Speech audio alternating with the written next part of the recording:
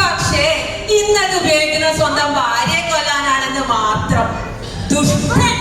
എന്തൊക്കെ പ്രതീക്ഷയോടെ ആയിരിക്കണം ആ പെണ്ണയാളുടെ ജീവിതത്തിലേക്ക് കടന്നു വന്നിട്ടുണ്ടാകുക. എല്ലാം സമർപ്പിച്ച പെണ്ണിന് ഭർത്താവ് നൽകിയ സ്നേഹോപഹാരം. നീ അങ്ങനെ ആളുകളെ മാത്രം കുറ്റം പറയുന്നു വേണ്ട. പോയി നോക്കിയതാ, അപ്പോഴാ മനസ്സിലായത്